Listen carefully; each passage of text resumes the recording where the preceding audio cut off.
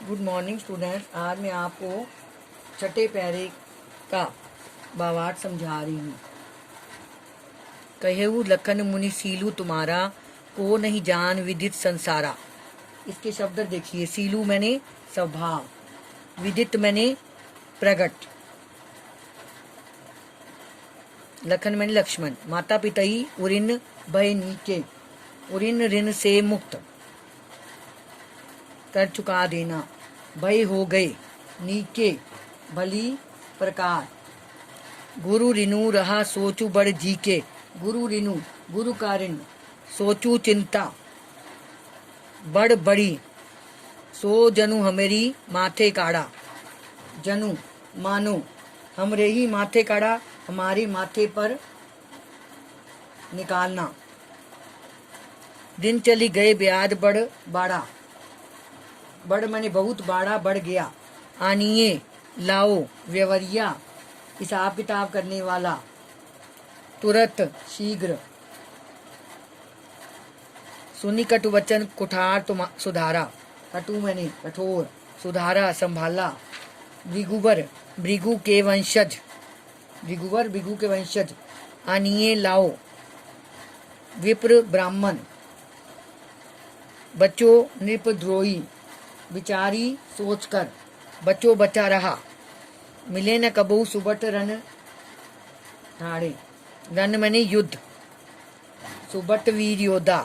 द्विज देवता ब्राह्मण देवता, बाड़े फूलना अनुचित कई सब लोग पुकारे। सब लोग अनुचित कहकर पुकार रहे थे। रघुपति सनई नैकनु निवारे, सनई आंख के इशारे से, आंखों के इशारे से निवारे रोका, मना किया। अब इसका भावार्थ ध्यान से सुनिए। ये शब्द अर्थ बताए थे मैंने अभी। कहूँ लखनऊ मुनि शीलू तुम्हारा, लक्ष्मण परशुराम जी से बोले, हे मुनि आपके शील स्वभाव के बारे में कौन नहीं जानता, अर्थात सारा संसार जानता है, सारा संसार जानता है। लक्ष्मण परशुराम जी से बोले, हे मुनि आपके शील स्वभाव के बारे में कौन नहीं जानता, कौन नहीं जानता अर्थात सारा संसार जानता है। विदित संसारा, सारा संसार जानता है। माता पिता ही उरिन भय नीके, आप अपने माता पिता के ऋण से उरिन हो चुके हो। गुरु ऋणु रहा सोचू बड़ जी के, अब आप पर गुरु का ऋण शेष बचा है। सो जनु हमारे ही माथे काड़ा, उसे उतारने की चिंता आपके मन में है। शायद आप हमारे माथे पर काटना चाहते हैं। दिन चली गए ब्याज बड़ू बाड़ा, मुझे मारकर आप शायद गुरु ऋण उतारना चाहते हैं। ठीक भी है, दिन भी बहुत बढ़ गए हैं, दिन भी बहुत हो गए हैं।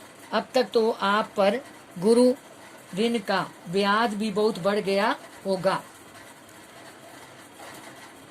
अब आनिए व्यवरिया बोली, अब किसी व्यवरिया हिसाब किताब करने वाले को बुला लीजिए। तुरंत देव मैं थैली खोली, मैं अपनी थैली खोलकर तुरंत सारी धनराशि चुका दूंगा। सुनी कुटु वचन कुठार सुधारा, लक्ष्मण के मुंह से कटु वचन सुनकर परशुराम जी ने अपना फरसा सुधारा। कुठार मैंने फरसा, साध लिया, सुधार लिया।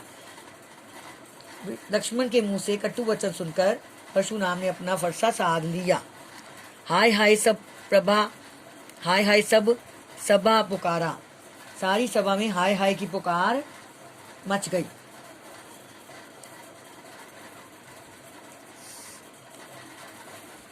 भृगुवर परशु दिखावो मोही,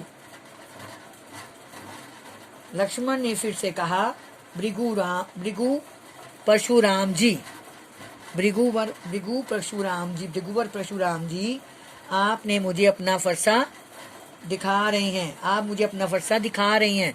विप्र विचारी बचो नृपद्रोही, और मैं आपको विप्र माने ब्राह्मण समझकर बार बार लड़ने से बच रहा हूँ। नृपद्रोही राजा के शत्रु, और मैं आपको ब्राह्मण समझकर बार बार लड़ने से बच रहा हूँ। अरे राजाओं के शत्रु, मिले न कबहू सुबट रन गाड़े। आपको युद्ध भूमि में कभी पराक्रमी वीरों से पाला नहीं पड़ा। दिज देवता धरई के बारे, इसलिए ब्राह्मण देवता आप अपने घर में ही अपनी वीरता के कारण फूले फूले फिर रहे हैं। अनुचित कई सब लोग पुकारे, यह सुनते ही सभा में उपस्थित लोग अनुचित अनुचित कहने लगे। अनुचित अनुचित है कहने लगे। रघुपति सैन्य लखनऊ निवारे, राम ने लक्ष्मण की आंखों के संकेत से और अधिक बोलने से मना कर दिया। राम ने भी लक्ष्मण को लखनऊ में लक्ष्मणों को आंखों के संकेत से और अधिक बोलने से मना कर दिया। निवारे में रोक दिया। लखन उत्तर आहुति सरिस, इस प्रकार लक्ष्मण के उत्तर आहुति के समान, सरिस मैंने समान, भड़काने वाले थे। भृगु वर कोपु कृषाणु, परशुराम का क्रोध आग के समान था। कृषाणु आग। बहुरत देखी जल सम वचन बोले रघुकुल भानु, जो लक्ष्मण के वचनों से भड़क रहा था। परशुराम का क्रोध आग के समान था, जो लक्ष्मण के वचनों से भड़क उठा था। अतः आग को बढ़ता देखकर श्री रामचंद्र जी ने जल के समान शीतल वचन बोले। बच्चों, ये भावार्थ आपने याद करना और लिखना है।